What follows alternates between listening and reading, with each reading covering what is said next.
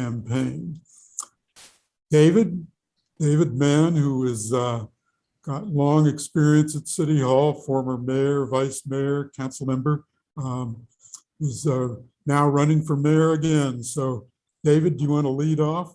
Sure, I'll be glad to. And thank you for your, and thank you, AFTAB, for letting me go first. I appreciate it. And it has been a long time. You know, one of the, I'm sorry, and I opposed it when we changed the primary date from September to May. The primary was May the 4th, and that's close to 5 months ago. And it's much too long to get ready for the infighting and the serious part of the campaign. It's much too long before the voters are really engaging, and they are now. So in any event, we're there, and that's great. And AFTAB and I are seeing each other very frequently last night, and we're going to see each other more than we see our spouses, which all respect to AFTAB is not good from my perspective. But anyway, and thank you for the opportunity to share with you my ideas about the future of Cincinnati and why I'm qualified. I think, you know, as Bill suggested, I have had the privilege of serving this community a certain amount of time. Just to remind those that don't know, I grew up in Northern Kentucky, and the Navy sent me to college, and I gave the Navy back 4 years, and then I went back to Harvard Law School, and then joined Dinsmore Shoal, where I spent 15 years as a partner. And while I was there, with the support of that law firm, I got involved in politics and was appointed to council when Jerry Springer had his moment of disgrace. And he and I have remained great friends. And he is, in some ways, the most inspiring political speaker that I've ever had the privilege to know. I served for 18 years, 3 years as mayor, and then I had the opportunity to serve in Congress for 2 years, and then the voters asked me to spend full time at home, and I respected their wish, and spent some 20 years building a law firm with my son, and we practiced together as man and man. And then in 13, after being involved in something called Beyond Civility, I was a co-convener along with Judge Beckwith. I found that I was missing the opportunity to engage directly in the legislative process, and the voters were kind enough to return me to office. And the first of these 2 terms, I served as vice mayor, and the last 4 years, I've served as chair of the Budget and Finance Committee. And yes, we are going to have a new mayor for the first time in 8 years, and the community has a serious decision to make, because I think there's a big difference between AFTAB and me. I have experience, and it's quite different than his. He's never held a legislative position. As clerk, he is responsible for managing the papers of the courts, which is important to the litigants and to their lawyers, but otherwise it's not quite the same as the 6,000 plus employees that the city of Cincinnati has, an annual budget of $1.5 billion compared with his annual budget of $16 million that he doesn't even directly control. The county commissioners decide what money he gets, and he has about 200 employees. So I think there's a big difference in, and I think it's important because with all respect, and I think AFTAB has important skills and talents. I don't think he's quite ready for being the mayor of Cincinnati, and I would have preferred that before he became a serious contender, that he would have had some experience at City Hall as a member of council, has been the tradition, or some experience in the legislature, as was the tradition with Mark Mallory.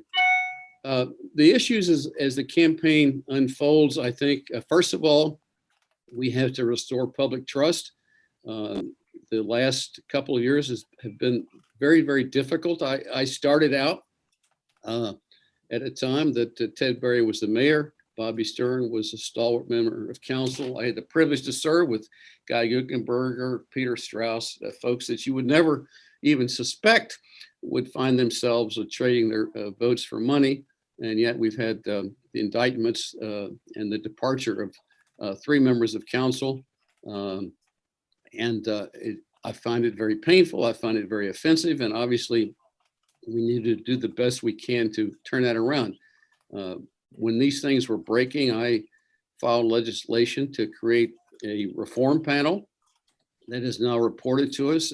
As you may know, it was chaired by retired Common Pleas Judge Anne-Marie Tracy, who, it turns out, I didn't realize this until she was selected by the mayor to chair the group, that she also served for a time as chair of the Ohio Ethics Commission. So I think she's done a great job with the recommendations that are coming into us.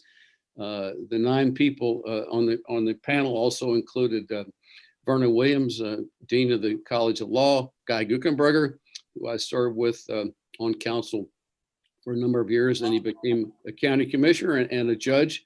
There were some folks that have some political experience. So the recommendations include creating a code of conduct that makes it clear that it's not just elected officials that should stand by the code of conduct, but officials that work for the city of Cincinnati, developers, and anyone who might have business with the city. And basically, we hope that code of conduct removes any doubt that the burden is on all sides of the equation when it comes to negotiations.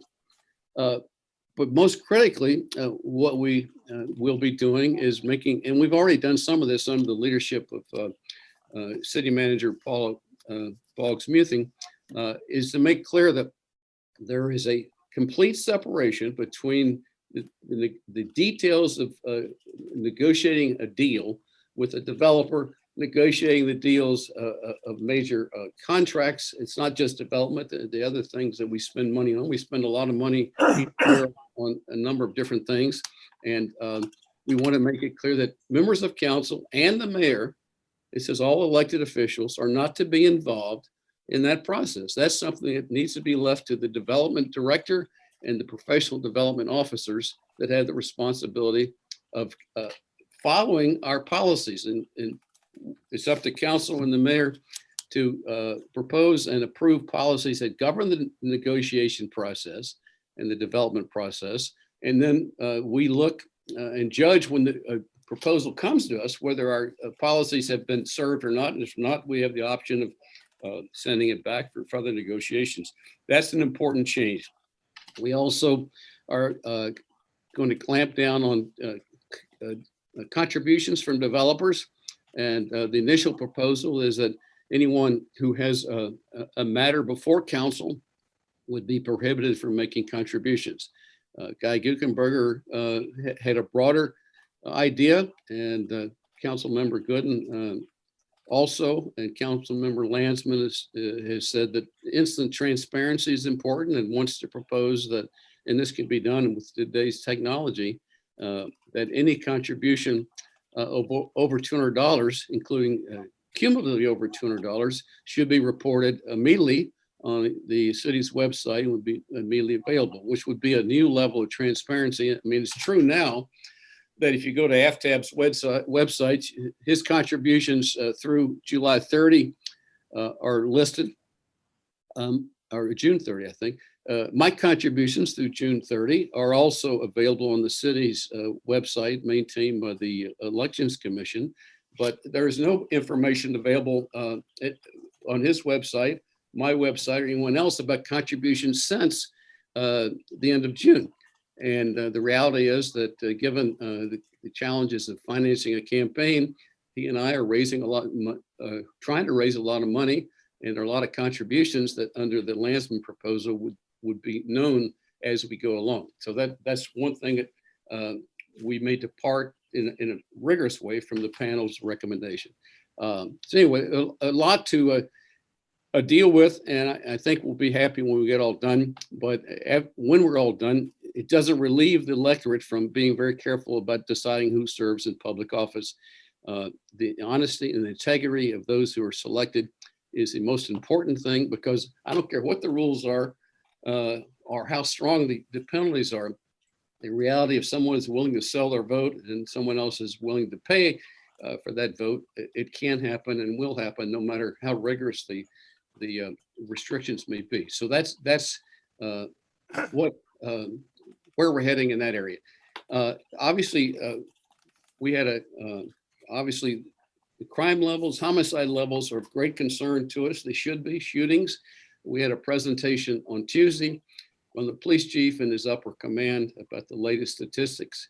The good news, if this is the right way to look at it, the good news is that homicides in the city of Cincinnati are somewhat down from last year. Now, last year was a very unusual year here and around the country because of the pandemic and the like. And the fact is that it was extraordinarily high. The good news, if there is any good news, is that our numbers, forgetting 2020, are lower than 2019, 2018, and 2017. But the chief did a very powerful thing. He brought pictures of the 65 victims, and that puts a human face on the tragedy of the loss of life.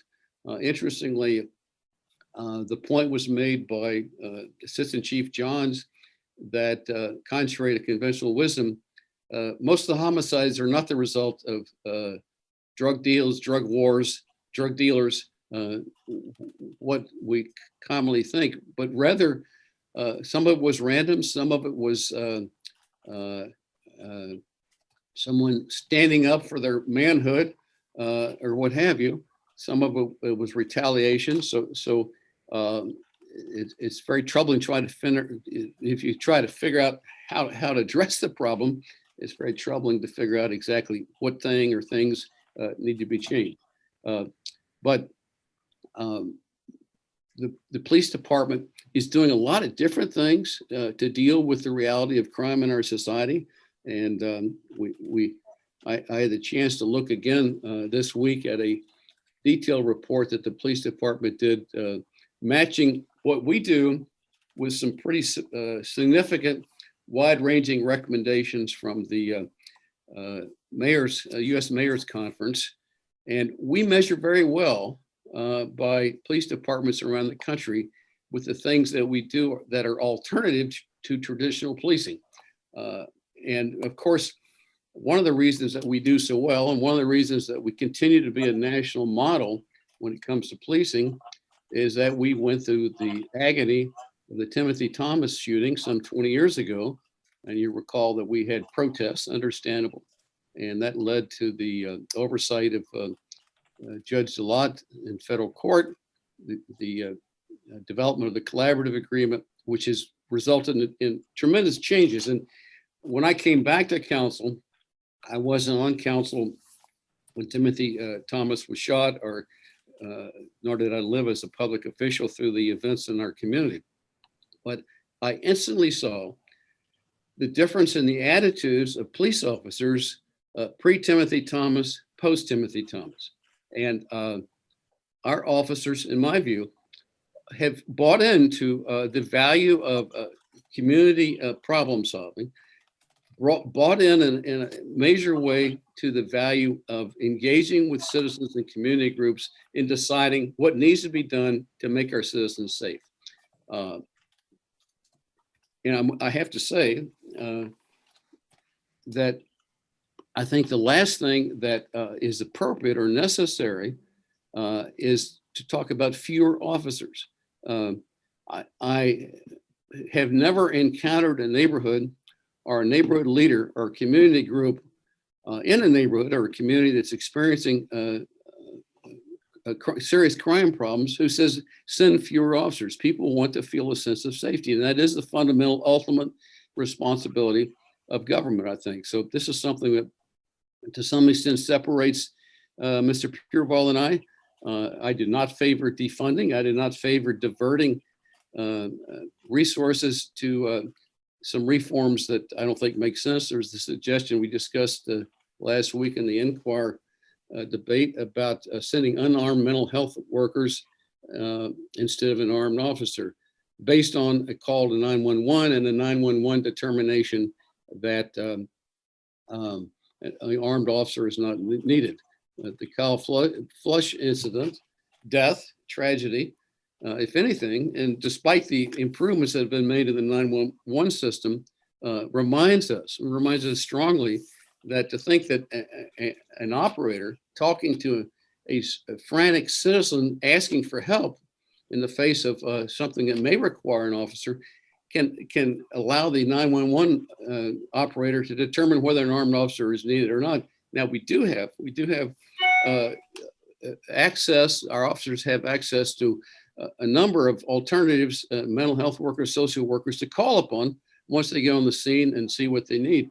And one of the things that we're about to institute, this is very interesting, I just learned about it, we're going to make available to our beat officers in this iPads or some form of a pad that puts a citizen who may need the help of a mental health professional in touch immediately with the mental health professional. And then that mental health professional can help judge what the next step should be. So the other area, we must make sure that we extend the growth of experience of the last 8 years. For the first time in decades, the recent census shows that our population has grown, and that's fantastic, and that has to continue. It's growing because more and more neighborhoods are experiencing tremendous vibrancy, sharing in the renaissance that we celebrate when it comes to OTR. And we have a tremendous obligation to make sure that we recruit and grow more employers who can provide significant jobs, well-paying jobs for our citizens.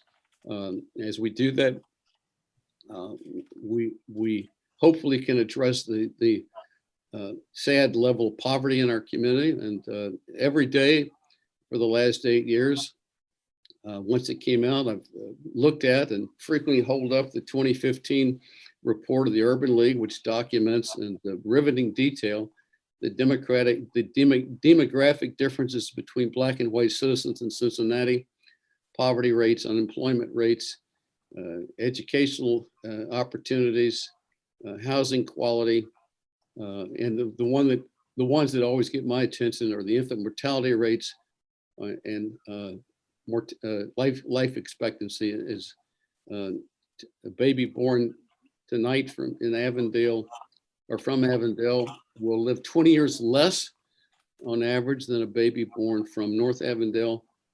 That's a function of poverty. It's a function of the continuing impacts of racism in our society. So Bill, where am I on the 12 minutes? I think you're there, council member. Okay. I think I've covered my points. So anyway, and